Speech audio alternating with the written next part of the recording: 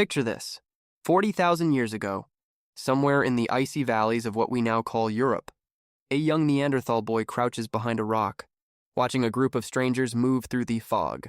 They walk like him, they breathe like him, but they are not like him. They are taller in some ways, shorter in others. Their faces are flatter, their tools are sharper, stranger, more efficient.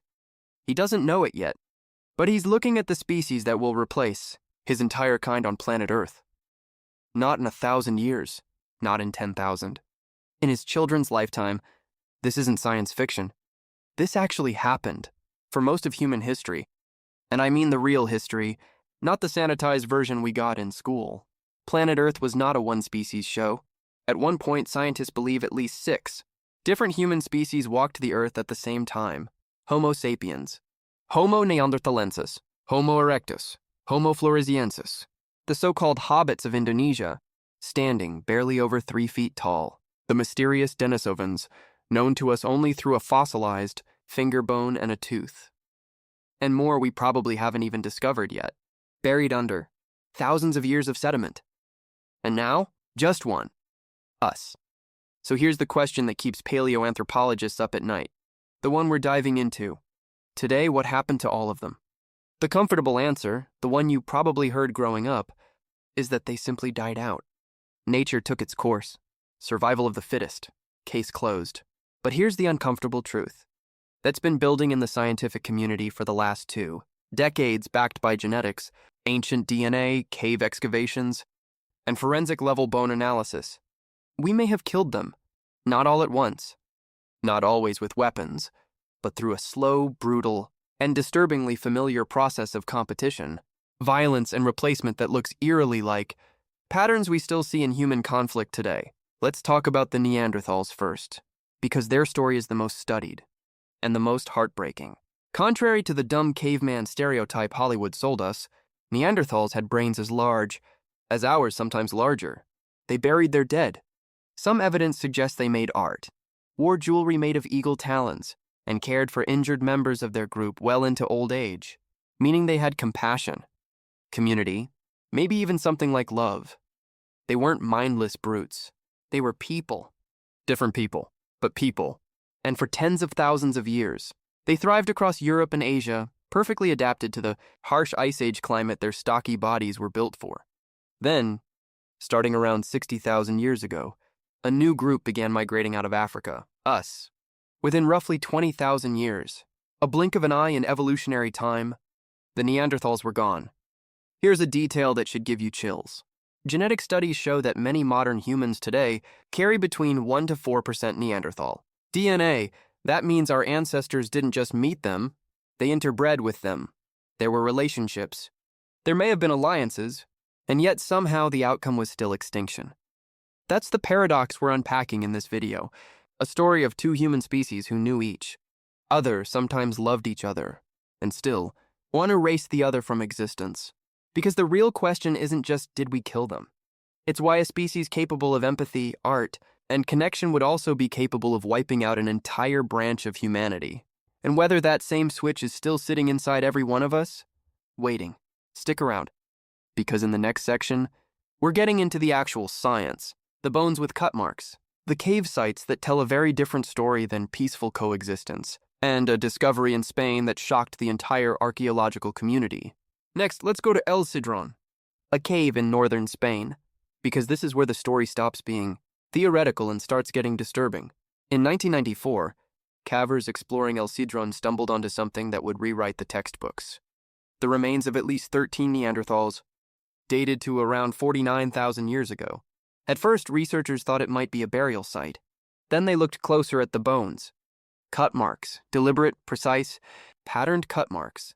The exact kind you'd find on animal bones that had been butchered for meat. Long bones cracked open, likely to extract marrow. Skulls with signs of defleshing. Now, here's the debate that split the scientific community. Some researchers argued this was cannibalism within Neanderthal groups, desperate survival behavior during famine. Others pointed to broader patterns across multiple sites in Europe, suggesting something colder. Systematic violence, possibly between rival groups, possibly involving the newcomers. Us and El Sidrón isn't alone. At a site called Krapina in Croatia, similar cut-marked Neanderthal, bones were found decades earlier. At Moulagursi in France, researchers documented what looked disturbingly like a Neanderthal group processing the remains of other Neanderthals with the same tools and techniques used on deer and other game. Here's the psychological gut punch. When resources get scarce, when climate shifts and food disappears, the line between us and food can blur, even among the same species. Now imagine that same desperation, but pointed at a different species competing for the same caves, the same rivers, the same herds of mammoth and reindeer. This is where modern research gets genuinely fascinating. A 2019 study modeling population dynamics between Neanderthals and early Homo sapiens found something crucial. Neanderthals lived in small scattered groups, maybe just a few dozen individuals per band with low genetic diversity. Homo sapiens, by contrast, arrived with larger social networks, more complex trade routes, and evidence of long-distance cooperation between unrelated groups. Translation: it wasn't that we were smarter one-on-one, it's that we were better at scaling up. We could form alliances across bands 50 miles apart. Neanderthals, as far as we can tell, mostly couldn't. In any direct competition for a valley, a hunting ground, a cave system, sheer numbers, and coordination would have crushed isolated pockets of Neanderthals, generation after generation, without a single dramatic battle ever needing to happen. But it wasn't always slow starvation and demographic squeeze. There's direct trauma evidence, too. A Neanderthal skeleton found in Shanidar Cave, Iraq, the same site famous for possible flower burials, shows a rib wound consistent with a projectile weapon. The kind of weapon, technology that, notably, Neanderthals themselves didn't typically use. Homo sapiens did. And here's the psychological layer researchers keep coming back to. Modern studies on intergroup conflict, from chimpanzee wars documented by Jane Goodall's team to human tribal conflicts studied by anthropologists today, show a chilling consistency.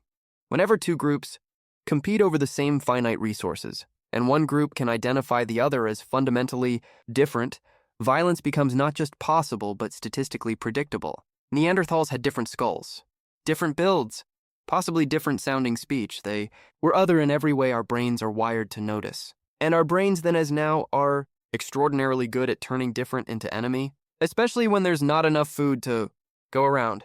So it wasn't one massacre. It was thousands of small moments, a raid here, a stolen hunting ground there, a slow genetic and demographic squeeze repeated across 20,000 years until one day there was simply no one left to compete.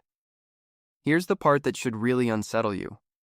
This isn't ancient history in the way we like to think about ancient history.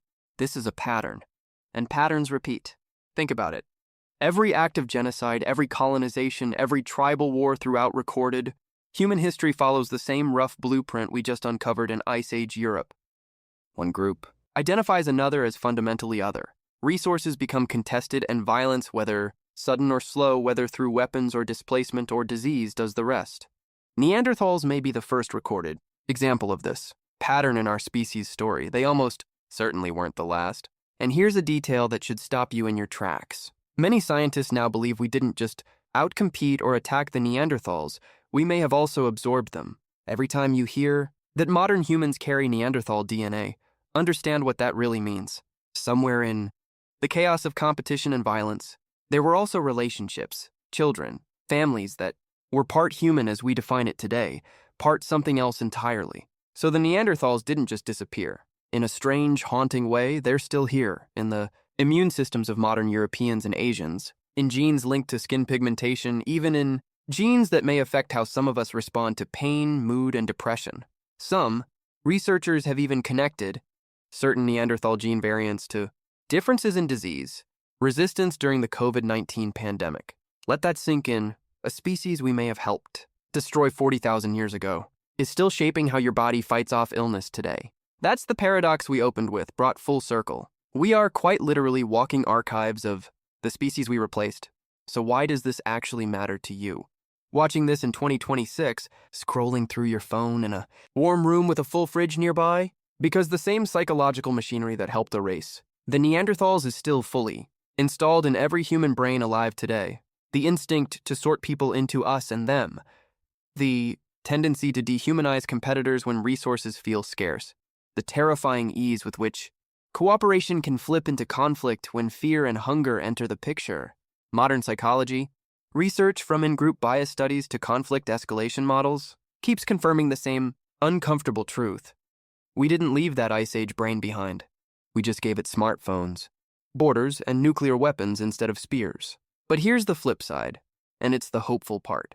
The same species that developed the social networks, cooperation, and long-distance alliances that gave us the edge over Neanderthals also gave us something else, the capacity for empathy across group lines. The Homo sapiens who buried strangers with flowers, who cared for the injured, who chose to interbreed rather than only fight, that impulse is in us too. It's not automatic. It has to be chosen actively generation after generation. So maybe the real lesson from the Neanderthals isn't just here's how humans destroyed a rival species. Maybe it's a warning label, written in fossilized bone and ancient DNA. This is what happens when we let fear and scarcity decide who counts as one of us and who doesn't. 40,000 years from now, if another species, human or otherwise, digs up our remains, what pattern will they find? Will they see a species that kept repeating its oldest mistake? Or one that finally learned to recognize itself in the face of the other before it was too late? That question isn't ancient history. That question is still being answered right now in every generation, including yours. If this made you see human history differently, hit subscribe because next time we're diving into the Denisovans, the ghost species we only know from a single finger bone, and the shocking discovery that they might have interbred with 3 different human species at once.